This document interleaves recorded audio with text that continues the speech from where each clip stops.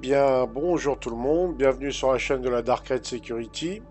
Alors aujourd'hui les actus, on va essayer de faire ça rapidement, il y en a quand même quelques-unes. Alors tout d'abord notre bonne vieille 3.19.1 qu'on adore tellement. Non, c'est pas moi, j'étais pas comme ça quand j'étais jeune. Donc, la 3.19.1 elle fait son petit bonhomme de chemin, elle est pas trop mal en ce moment, on arrive à avoir des serveurs entre 8 et 10 FPS, même pendant la Free Fly, elle tournait pas trop mal, donc on va pas trop s'en plaindre en ce moment, hein. Elle tourne, elle continue à faire son petit bonhomme de chemin, elle va durer comme ça pendant un bon moment apparemment. Alors, là, on a présenté le fameux Mirai Fury LX, la version compétition de chez Mirai, la nouvelle bête de compète que les développeurs n'hésitent pas à nous présenter comme le vaisseau à battre. Oh, tiens, un barbu. Et donc, ils nous disent que ce vaisseau, que dans les tests internes qu'ils ont fait, bat assez facilement les autres. Mais bien sûr, on sait toujours que quand un nouveau vaisseau sort, il est imbattable, mais bizarrement, quelques temps plus tard, ce vaisseau rentre dans le rang et devient moins insolent vers les autres. Donc le Mirai Fury Helix sera peut-être intéressant, mais au bout de quelques patchs, parce qu'on aura plus ou moins son vrai modèle de vol. Alors là, il nous explique qu'avec la nouvelle configuration des ailes, beaucoup plus profilées, et puis des propulseurs de manœuvre. Non, c'est toujours pas moi. Avec des nouveaux propulseurs de manœuvre sur les ailes qui lui donnent une meilleure agilité. Il sera donc plus efficace. Oui, bien sûr. Mais bon, on sait aussi que dans quelques temps, quand il sera rééquilibré, eh ben, il sera pas beaucoup mieux qu'un Razor Helix ou qu'un Mustang Gamma ou même un M50. Remarquez, le M50, c'est peut-être le vaisseau de course le plus pourri qui est actuellement dans le Verse. C'est toujours pas moi. Alors, on a quelques nouvelles des Master Modes. Et alors ça m'a un peu... Ça m'a fait sourire parce que les développeurs nous expliquaient que le Master Mode que les gens testent dans le PTU 320, c'est, on va dire, la première mouture. C'est pas la version finalisée des Master Modes. Que eux, ils ont une version plus évoluée des Master Modes. Et alors, ils ont dit une version plus évoluée. C'est pas donc une version finie. Du coup, en 3.20, on va jouer à des Master Modes qui sont même pas sûrs de rester dans l'état où ils sont. Si vous voyez où je veux en venir, en fait, on va peut-être jouer à des Master Modes qui ressembleront pas à la version finalisée. Et c'est ça un peu le problème chez CIJ, ils font plein de fonctionnalités, mais qui sont jamais finalisées. Il n'y a qu'à voir le minage, le salvage, le trade, rien que ça déjà. Pardon. Alors les véhicules terrestres, ils nous disent ils nous expliquent que les véhicules terrestres, leur modèle de conduite a été revu. Alors j'ai vu des streams. Alors apparemment ils sont davantage collés au sol, ce qui est pas un mal. Sauf que nous on a vu un roc dans une petite côte qui a calé, mais littéralement il a calé. Donc j'imagine la tête du mineur qui sort son roc et puis qui dit tiens les diamants sont sur une petite côte là et qui peut pas y aller. Là il va être content. On a vu un STV, un Grey 4 STV qui grimpait des côtes assez dures avec bon il y allait assez rapidement mais bon ça semblait plausible à l'heure actuelle. Ah, mais en 320, limite, vous descendez pour pousser le véhicule, hein. Voire limite, il va peut-être falloir trouver un gros rayon tracteur pour l'aider à monter, hein. Ah non, mais je plaisante pas quand je dis ça, hein. Euh, alors le mieux, c'est le tank Nova, qui se prend pour un dragster au démarrage. Au démarrage, le nez passe à 90 degrés par rapport au sol. Ouais, ça doit être vachement pratique de piloter un Nova en vue intérieure quand il fait ça, hein. Enfin, à mon avis, là, ils ont un gros travail de débugage et de correction à faire parce que si les vaisseaux terrestres sortent comme ça en live, je vous garantis qu'on va pas être très nombreux à s'en servir, hein, voire pas s'en servir du tout. Alors, apparemment, le Cyclone, le Tumbril Cyclone serait le véhicule qui s'en sort le mieux. J'ai pas vu l'Ursa, j'ai pas vu tout ce qui était famille Ballista, Centurion, Spartan. Je serais curieux de voir ce que ça donne l'Ursa. Et puis alors le fameux truc magique où quand vous vous renversez en véhicule, bah, un coup de moteur et ça le redressait assez facilement.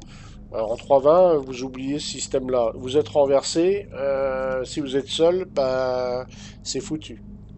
Il n'y a aucun moyen de remettre le véhicule sur ses roues. Donc ça, c'est pas terrible, on va dire. Alors pour ceux qui sont des amoureux de Port-Rollissard et qui veulent avoir un badge Spectrum de Port-Rollissard, apparemment il faudrait aller à Port-Rollissard, se poser, rentrer et ranger votre véhicule. Et une fois que vous avez fait ça, ben logiquement, alors peut-être pas immédiatement, mais plus tard, vous aurez un badge Spectrum, apparemment. Bon, s'il y en a peut-être qui sont intéressés d'avoir un badge Spectrum, alors je balance l'info au cas où vous l'auriez pas vu passer. Ensuite, qu'est-ce qu'il y a d'autre? Ah bah oui, la 321 a été confirmée. C'est peut-être l'info la plus intéressante dans tout ça, parce que c'est vrai qu'en ce moment, niveau info, Star Citizen, il n'y a pas grand-chose à dire, voire rien du tout. Et la 321 a été annoncée, donc le fameux leak qui disait, oui, certainement la 4.0 pour la fin d'année, ou du moins le PTU. Bah, je crois que là, on peut oublier, hein, carrément. On peut oublier parce que la 321 est confirmée. Donc là, on va avoir la 320. Alors, apparemment, ça aussi, ça change tellement en ce moment que c'est assez compliqué. Apparemment, la 320 live, faudrait pas l'espérer avant la fin du mois de septembre, voire peut-être début octobre. On sait pas trop. En même temps, quand on voit la liste de bugs qu'il y a, rien que sur le ULC et puis dans le reste du patch, on se dit qu'ils en ont peut-être encore pour un sacré moment. Apparemment, la vague 3, ça serait pour cette semaine, peut-être, à voir. En tout cas, moi qui l'espérais pour mi-septembre, eh ben, je crois que je peux m'asseoir dessus. Mais bon.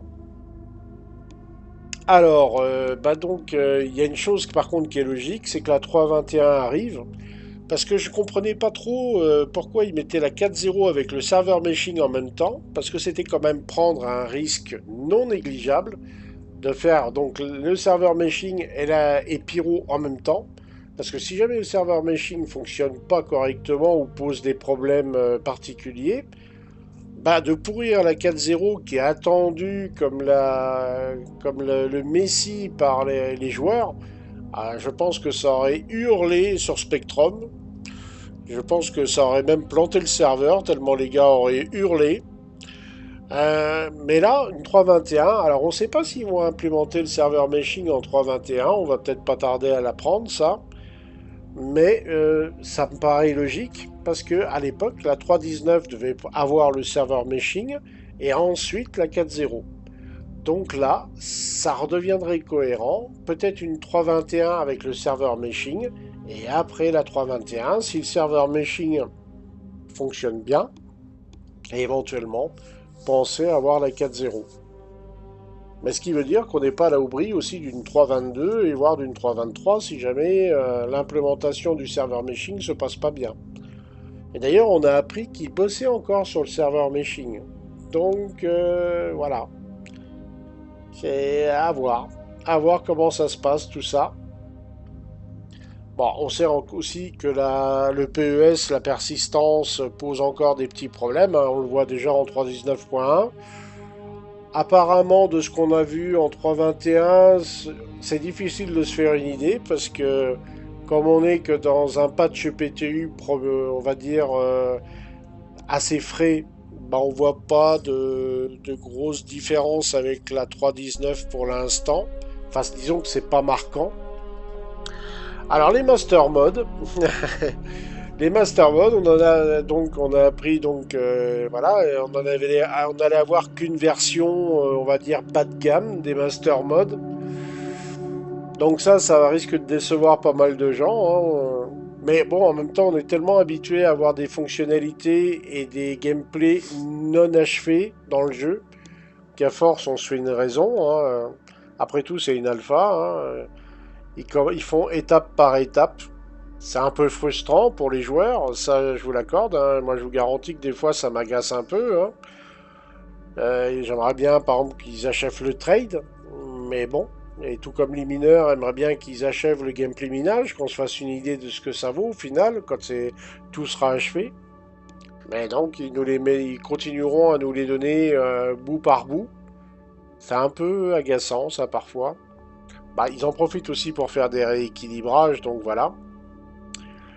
Ce qui me fait dire que donc la 4.0, si je suis très optimiste, je peux peut-être me dire qu'on peut l'espérer pour le mois de juin. Mais encore rien n'est sûr parce qu'il suffit que le serveur meshing cause d'autres problèmes techniques et je crois qu'on est reparti pour un long moment avec des patchs à rallonge.